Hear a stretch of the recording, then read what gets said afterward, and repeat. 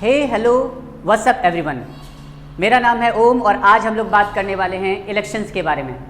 चारों तरफ इलेक्शन और इलेक्शंस की बातें हो रही हैं, लेकिन इलेक्शन का कोर कॉन्सेप्ट क्या है ये किसी को नहीं मालूम, है ना। ये बहुत ही बेसिक टॉपिक है जो क्लास 9 10th में ही पढ़ा दी जाती है, लेकिन आज विडंबना ये है भारत की कि आज भी लोग इलेक्शंस के बारे में, चुनावों के बारे में ऊपर तो समझते हैं, लेकिन आज भी लोग कोर कॉन्सेप्ट को नहीं समझ पाते हैं। तो इसी टॉपिक को आज हम लोग क्या करने वाले हैं, डिस्कस करने वाले हैं इस वीडियो में पूरी तरीका से, जीरो से लेकर के हीरो तक। आज हम लोग इस पूरे के पूरे टॉपिक को कवर करेंगे, ठीक है। तो बिना लेट करते हुए, बिना देरी करते हुए स्टार्ट करते हैं इंट्रो के बाद।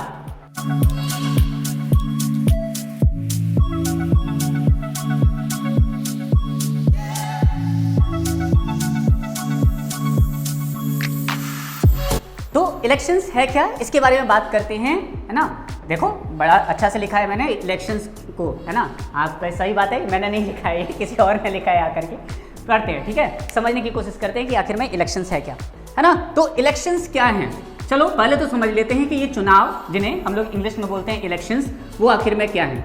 तो सिंपल लैंग्वेज में अगर बात करें तो और कुछ नहीं, ये पॉलिटिकल कॉम्पिटिशन्स हैं, ठीक है, और कुछ नहीं है। अब ये पॉलिटिकल कंपटीशन किस में है ना, पॉलिटिकल कंपटीशन की अगर बात करें तो ये पॉलिटिकल कंपटीशंस हैं पॉलिटिकल पार्टीज के बीच में, okay.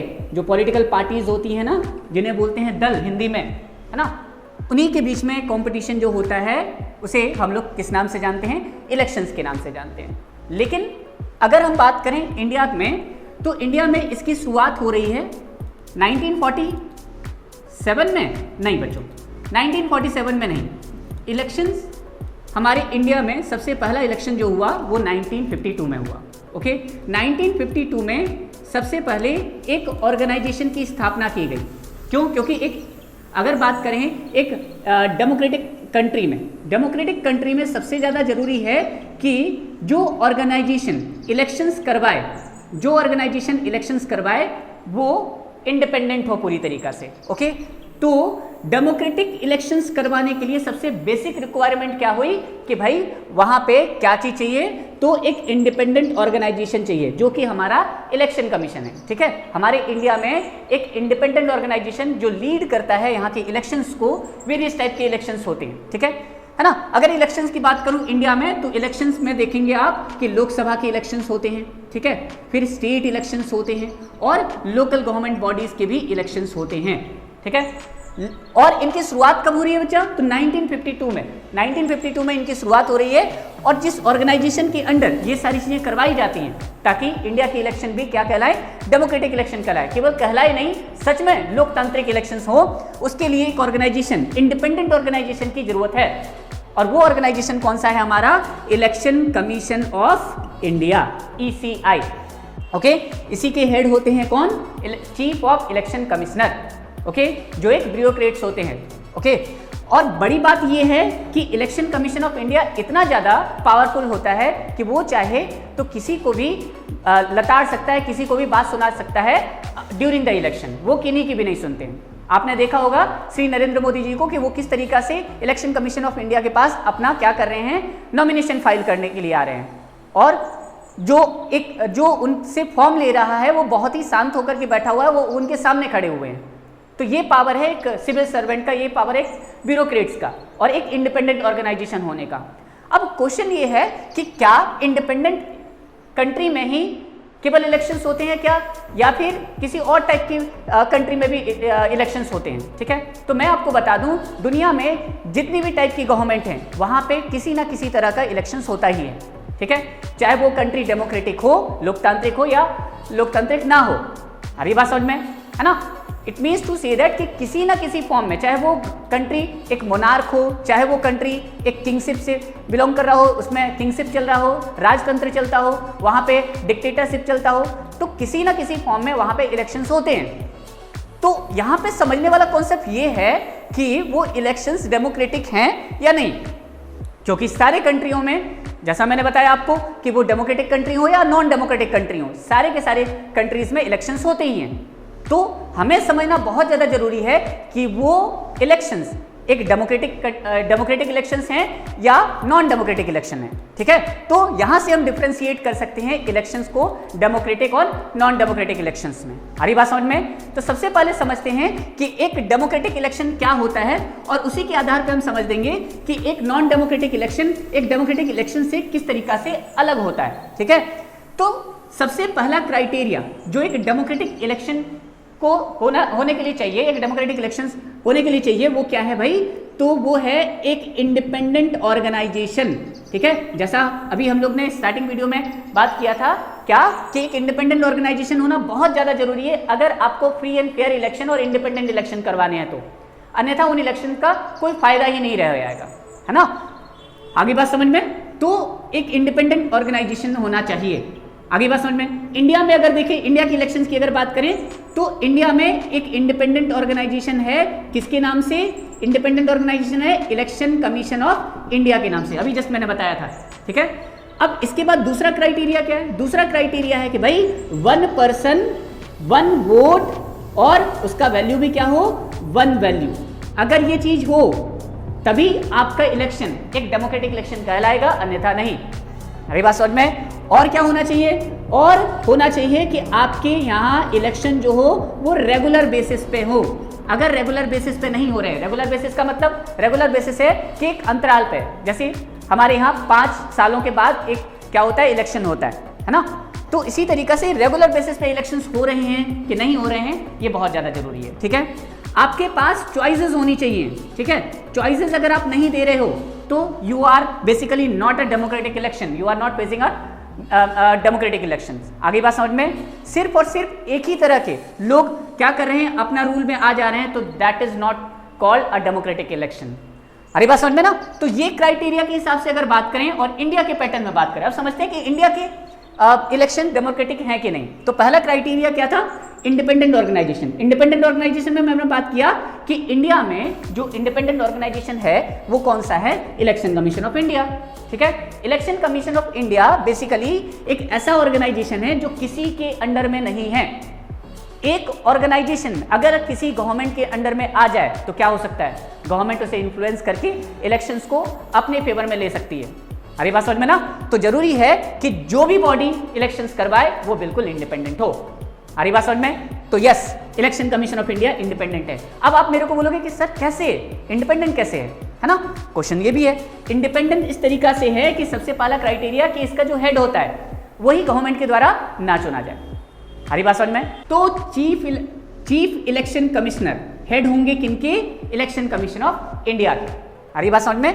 Election commission of India के हेड हो गए चीफ इलेक्शन कमिश्नर। ये एक सिविल सर्वेंट होते हैं, ठीक है। सिविल सर्वेंट होते हैं, यस, वही सर्विसेज जिन्हें IAS IPS जो आप बात करते हैं ना, उसी सर्विसेज को क्रैक करके यूपीएससी की एग्जामिनेशन को दे करके ये लोग आए हुए होते हैं। आई डोंट थिंक कि सिविल सर्विसेज क्या होती है आपको समझाने की भी जरूरत है, ठीक है। अगर जरूरत है तो मैं पर्सनली एक वीडियो बना दूंगा इसके लिए, सिविल सर्विसेज के लिए। खैर आगे बात करते हैं। और सबसे बड़ी बात यह कि ये चीफ इलेक्शन कमिश्नर को डायरेक्टली अपॉइंट किसके द्वारा किया जाता है? POI के द्वारा, प्रेसिडेंट ऑफ इंडिया के द्वारा। प्रेसिडेंट ऑफ इंडिया एक बार, और सबसे बड़ी बात, एक बार अपॉइंटमेंट के बाद, है ना, एक बार अपॉइंटमेंट के बाद ये हो जाते हैं छुट्टल साड़। छुट्टल साड़ का मतलब समझ रहे हैं कि they are not answerable even to the president of India. आगे बात समझ में? प्रेसिडेंट ऑफ इंडिया के प्रति भी वो आंसरेबल नहीं होंगे, अपने क्या कर रहे हैं क्या नहीं कर रहे हैं उनसे जवाबदेही नहीं। इनको हटाने के लिए आपको इम्पीचमेंट करना पड़ेगा। बिल्कुल किस तरीका से? जैसे CGI को, चीफ जस्टिस ऑफ इंडिया को हटाने के लिए लाया जाता है ना, प्रेसिडेंट ऑफ इंडिया को हटाने के लिए जो चीजें की जाती हैं, सेम टू सेम चीज इनको हटाने के लिए की जा सकती है। इसीलिए अगर किसी ऑर्गेनाइजेशन का हेड ही इतना ज्यादा पावरफुल होगा जो गवर्नमेंट को भी लताड़ लगा सके, ठीक है, हरी बात समझ में, तो हम कह सकते हैं कि वो ऑर्गेनाइजेशन अपने आप में क्या है? इंडिपेंडेंट है। यस, हाल फिलहाल में क्या किया गया है कि इनके अपॉइंटमेंट में कुछ बदलाव भी किए गए हैं, ठीक है। जैसे पहले क्या था कि इनके अपॉइंटमेंट में, चीफ इलेक्शन कमिश्नर के अपॉइंटमेंट में CGI, हरी बात समझ में, चीफ जस्टिस ऑफ इंडिया, जो रूलिंग गवर्नमेंट के लीडर हैं वो, और अपोजिशन पार्टी, ये सभी मिलकर के क्या बनाते थे? चीफ इलेक्शन कमीशन को अपॉइंट करने के लिए प्रावधान भेजते थे किसके पास? POI के पास, प्रेसिडेंट ऑफ इंडिया के पास। लेकिन अब हटा करके सीजीआई को हटा करके कैबिनेट मिनिस्ट्री को बैठा दिया गया, रूलिंग गवर्नमेंट के हेड को बैठा दिया गया, इट मींस टू से द प्राइम मिनिस्टर, और एक अपोजिशन पार्टी के लीडर को बैठा दिया गया। ठीक है, तो ये मोस्ट प्रोबेबली अब इन्फ्लुएंस हो सकते हैं। ठीक है, इससे पहले जो व्यवस्था थी वो इसीलिए तब तक तय की गई थी, ये डिसाइड किया गया था 1952 में, उससे पहले जो चीजें बनी थी इलेक्शन कमीशन ऑफ इंडिया, उसमें यह तय किया गया था जब तक व्यवस्था बनाई नहीं ली जाती है तब तक क्या होगा, CGI chief justice of India उसके मेंबर होंगे किसके, सिलेक्शन कमेटी के। कौन से सिलेक्शन कमेटी, किसके सिलेक्शन कमीशन, तो भाई चीफ इलेक्शन कमीशन का, कमिश्नर का जो क्या बोलते हैं अपॉइंटमेंट है वो किसके अंडर में होगा, सीजीआई, रूलिंग पार्टी के लीडर और अपोजिशन पार्टी। अभी क्या कर दिया गया कि सीजीआई को हटा करके एक कैबिनेट मिनिस्ट्री को ला दिया गया, रूलिंग पार्टी का जो लीडर है उसको और एक अपोजिशन पार्टी को। क्या बात समझ में आ रहा है? इन सबको मिला करके अल्टीमेटली चूज होगा कौन इस अब से, chief election commissioner of India. ठीक है, तो हाँ आप देख सकते हैं कि इसमें कैबिनेट मिनिस्ट्री रूलिंग गवर्नमेंट की है और रूलिंग गवर्नमेंट के लीडर जो हैं वो इन्फ्लुएंस कर सकते हैं इसे, है ना। इन्फ्लुएंस करना इतना आसान नहीं है, ठीक है, बहुत सारी चीजें हैं, लेकिन ये प्रोसेस है जिसके थ्रू क्या बोल सकते हैं हम कि अपॉइंटमेंट होता है। किनका अपॉइंटमेंट होता है, सिलेक्शन होता है, नॉट अपॉइंटमेंट। अपॉइंटमेंट तो होता है भाई किसके द्वारा, प्रेसिडेंट ऑफ इंडिया के द्वारा। ठीक है, तो ये थी प्रोसेस किसकी, चीफ इलेक्शन कमिश्नर की अपॉइंटमेंट की। तो हम कह सकते हैं कि इंडिया में yes, India is a democratic country और डेमोक्रेटिक इलेक्शंस भी होते हैं, यहाँ पे फ्री और फेयर इलेक्शंस होते हैं।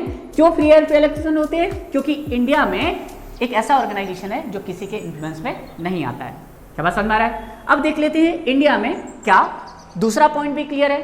इंडिया में दूसरा पॉइंट भी क्लियर है। आप जानते होंगे कि यहाँ पे हर इंसान जो 18 साल की उम्र को तय कर चुका है, 18 साल की उम्र में आ चुका है, उसे एक वोट देने का अधिकार है ना, उसका वैल्यू एक होता है और उसका एक ही वोट सुनिश्चित किया जाता है, मतलब वो एक ही वोट दे सकता है। तो यस, इंडिया भी एक क्या है, एक one vote one person one value वाला कॉन्सेप्ट को फॉलो करता है और इसीलिए इंडिया के इलेक्शंस क्या कहलाते हैं, डेमोक्रेटिक इलेक्शंस कहलाते हैं। क्या बात समझ में आ रहा है? फिजी है ना, जिसे मिनी इंडिया भी कहा जाता है। आपको बता दूं मैं, फिजी एक ऐसी कंट्री है जहां पे इंडियंस को हाफ वोट दिया जाता था, उनका वैल्यू जो हुआ करता था वो हाफ हुआ करता था। ठीक है, लेकिन इंडिया में ऐसा बिल्कुल नहीं है। ठीक है, इंडिया में पूरी तरीका से एक पर्सन एक वोट और एक वैल्यू होता है। आगे बात समझ में। फिर बात करते हैं क्या इंडिया में रेगुलर बेसिस पे इलेक्शंस होते हैं। तो आप ये बहुत अच्छे से तरीका से जानते हैं कि कोई ना कोई स्टेट हमेशा से ही है ना इन्वॉल्व रहता है। आज इस स्टेट में इलेक्शन है, कल उस स्टेट में इलेक्शंस हैं, है ना। इसी तरीका से इस साल तो 2024 में 19 अप्रैल से लोकसभा के इलेक्शंस भी स्टार्ट हो रहे हैं। तो हम रेगुलर बेसिस पे हर 5 साल में रेगुलर बेसिस पे क्या करवा रहे हैं, इलेक्शंस भी करवा रहे हैं। तो इसके तहत तीसरा पॉइंट भी हमारा क्या होता है, ये तय करता है कि हमारे कंट्री में डेमोक्रेटिक इलेक्शंस हो रहे हैं, फ्री एंड फेयर इलेक्शंस हो रहे हैं। अल्टीमेटली चॉइसेस हैं कि नहीं, है ना। चॉइसेस कब होंगी, एटलीस्ट 2 पॉलिटिकल पार्टीज आपके पास हो तब। ठीक है, पॉलिटिकल पार्टीज क्या है, पॉलिटिकल पार्टीज लोगों का संगठन है। लोगों का संगठन, कैसे लोगों का संगठन, ऐसे लोगों का संगठन जिनका एक आइडियोलॉजी हो और वो उस आइडियोलॉजी को लेकर के इलेक्शन में पार्टिसिपेट या कॉन्टेस्ट करने के लिए आए हों, ताकि वो पावर में आ सकें और अपनी आइडियोलॉजी को वहां पे स्टेब्लिश करवा पाए। हरी बात समझ में ना। तो हमारे यहाँ चॉइसेस भी हैं। वी आर द कंट्री जिसके पास मल्टी पार्टी सिस्टम चलता है। आपको मैं बता दूं, दुनिया भर में 3 टाइप के क्या होते हैं, पार्टी सिस्टम चलते हैं। पहला है वन पार्टी सिस्टम, है ना। हमारा जो प्रिय मित्र है ना, सबसे प्रिय मित्र जहां जिसको हम लोग बोलते हैं चाइना, है ना। चाइना एक ऐसा कंट्री है जहां पे वन पार्टी सिस्टम चलता है और वहां पे कम्युनिस्ट पार्टी है जिसको बोलते हैं चाइनीज कम्युनिस्ट पार्टी, है ना। जब से चाइना बना है, मैं आपको बता दूं, तब से वो रूल कर रहे हैं। यस, वहां पे एग्जिस्ट करते हैं पॉलिटिकल पार्टी, लेकिन जब प्रेसिडेंट को चुनने की बात होती है ना, वहां पे तो अल्टीमेटली वो सीसीपी को ही, चाइनीज कम्युनिस्ट पार्टी को ही सपोर्ट कर देते हैं। तो वो था वन पार्टी सिस्टम। अब अगर बात करें क्या डबल पार्टी सिस्टम भी कहीं पे एग्जैक्टली है ना। दूसरा जो टाइप है पार्टी सिस्टम का वो है डुअल पार्टी सिस्टम, जो कि यूएसए में आपको देखने को मिलेगा। ठीक है, जहां पे डेमोक्रेटिक पार्टी और रिपब्लिकन पार्टी क्या करती है, आपस में इलेक्शन को कॉन्टेक्स्ट करवाती है। हाँ, वहां पे भी बहुत सारे इलेक्शन पॉलिटिकल पार्टीज एग्जिस्ट करते हैं, लेकिन 2 मेजर पॉलिटिकल पार्टी जो हमेशा से प्रेसिडेंट की सीट पे जा पाती हैं उनका नाम है एक डेमोक्रेटिक पार्टी और दूसरे का नाम है रिपब्लिकन पार्टी। आ रही बात समझ में ना? फिर अगर बात करें तो ये तो बात थी डुअल पार्टी सिस्टम का।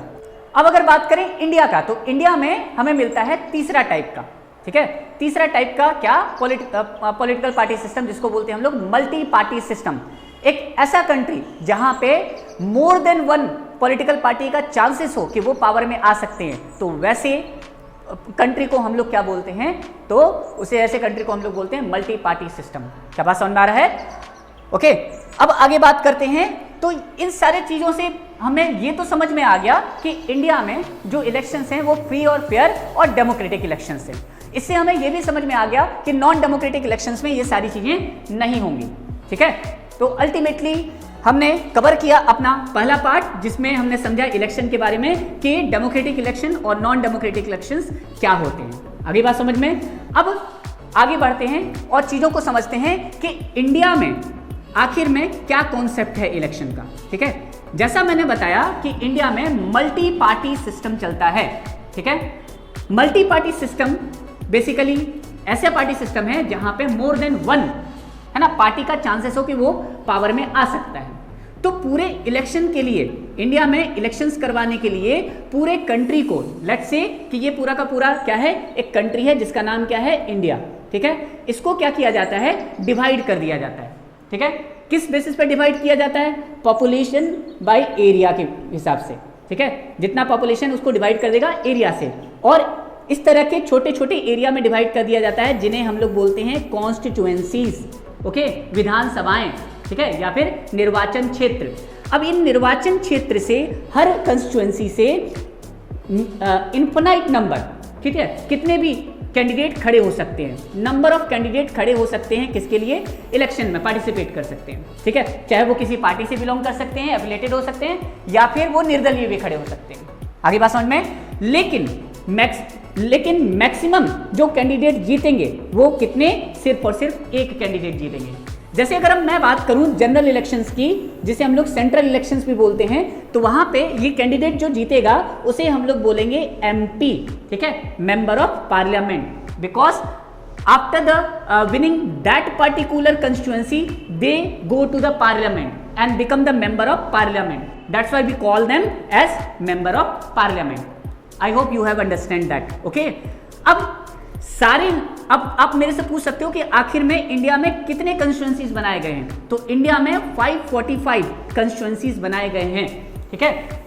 545 कंस्टिट्यूएंसीज को, 545 कंस्टिट्यूएंसीज से क्या होता है, हर एक कंस्टिट्यूएंसी से एक एमपी चुन करके आता है, ठीक है, और ये आगे जाकर के अपना एक लीडर चुनते हैं। आगे बात समझ में? और यही लीडर आगे जाकर के क्या बनता है, इनका प्राइम मिनिस्टर। क्या बात समझ में आया, है ना? तो इस तरीका से अगर बात करें, एक ओवरऑल ब्रीफ में कॉन्सेप्ट अगर बात करें, तो पूरे कंट्री को क्या कर दिया जाता है, for the purpose of election छोटे छोटे पार्टों में डिवाइड कर दिया जाता है on the basis of population by area, ताकि ये सुनिश्चित किया जाए कि हर एक एरिया से लगभग सेम पॉपुलेशन, है ना, के लिए लगभग एक कैंडिडेट खड़ा हो, ठीक है। तो इस तरीका से हम क्या बोल सकते हैं, आपका हमारा इलेक्शंस कंडक्ट होता है। कौन सा इलेक्शन, जनरल इलेक्शन। इसी तरीका से स्टेट इलेक्शंस भी कंडक्ट होते हैं। अरे बात समझ में, स्टेट इलेक्शंस भी इसी तरीका से कंडक्ट होते हैं। उस टाइम पे किसी पर्टिकुलर स्टेट को, ठीक है, इसी तरीका से बांट दिया जाता है। आगे बात समझ में, और वहां से जो कैंडिडेट मिलते हैं उन्हें एमपी बोलते हैं, नहीं, उन्हें बोलते हैं MLA, member of legislative assembly. आगे बात समझ में, member of legislative assembly member होंगे किनके, लेजिस्लेटिव असेंबली के, जो कहां पे, स्टेट असेंबली की बात कर रहा हूं मैं, ठीक है। जब ये नेशनल लेवल की अगर बात करें, उन्हें क्या बोलते हैं, जनरल इलेक्शंस, ओके। तो इन्हीं को क्या बोलते हैं, लोकसभा इलेक्शंस भी बोलते हैं, इन्हीं को सेंट्रल इलेक्शंस भी बोलते हैं। आगे बात समझ में, गवर्नमेंट ऑफ इंडिया जो बनती है वो कौन सी इलेक्शन से बनती है, तो जनरल इलेक्शन से बनती है बच्चा। आगे बात समझ में, ओके। आगे बढ़ते हैं और देखते हैं कि आगे और कहानी क्या है, ठीक है। तो जनरल इलेक्शंस की जो हम लोग बात कर रहे हैं, इसमें जो सिस्टम फॉलो होते हैं इलेक्शंस के लिए पूरे दुनिया में, ठीक है, दो टाइप के इलेक्शंस सिस्टम फॉलो होते हैं। एक को हम लोग बोलते हैं FPTP, first pass the position, ठीक है, और एक को बोलते हैं प्रोपोर्शनेट मेथड। अब ये प्रोपोर्शनेट मेथड क्या है और एफपीटीपी क्या है, ठीक है। एफपीटीपी जो इंडिया में फॉलो होता है, जिसे हम लोग बोलते हैं क्या, डायरेक्ट इलेक्शंस भी आप बोल सकते हो इसे समहाउ, ठीक है, डायरेक्ट इलेक्शंस भी आप बोल सकते हो और इन्हें इनडायरेक्ट इलेक्शंस भी बोल सकते हो। ओके, आ रही बात समझ में? तो एफपीटी में क्या हुआ, जिसे मेजर वोट मिले, मतलब मैक्सिमम वोट मिलने वाले कैंडिडेट को क्या डिक्लेयर कर दिया जाता है, विन घोषित कर दिया जाता है। वैसे इलेक्शन सिस्टम को हम लोग क्या बोलते हैं बच्चा, एफपीटीपी। क्या बात समझ में आया? एफपीटीपी बोलते हैं। और इसीलिए इसका फुल फॉर्म क्या है, फर्स्ट पास द पोजीशन, मतलब जो पहले पोजीशन पे आया उसको पोजीशन को पास कर देना है, मतलब वो जीत जाएगा।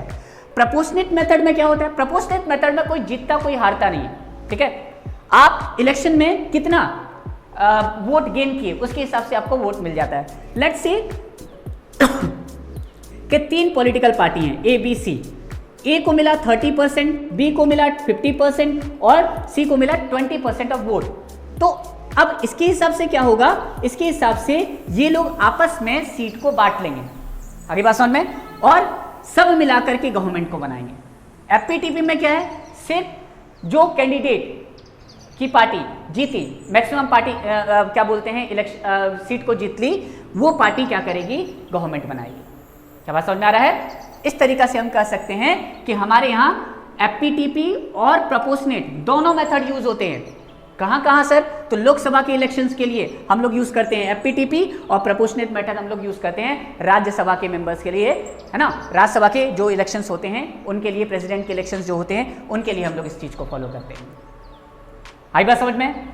यहां तक चीजें समाप्त होने के बाद आई होप आपको एक ओवरऑल आइडिया लग गया होगा कि आखिर में इलेक्शंस क्या हैं, ये किन किन तरीके से चीजें चलती हैं, ठीक है। तो ये था छोटा सा आज का एक वीडियो, जिसपे पूरी तो बात नहीं कर पाया हूं मैं, लेकिन आई होप कि ओवरऑल आइडिया आपको लग गया होगा। दैट्स ऑल फॉर टुडे, मिलेंगे जल्दी ही अपने नेक्स्ट वीडियो में।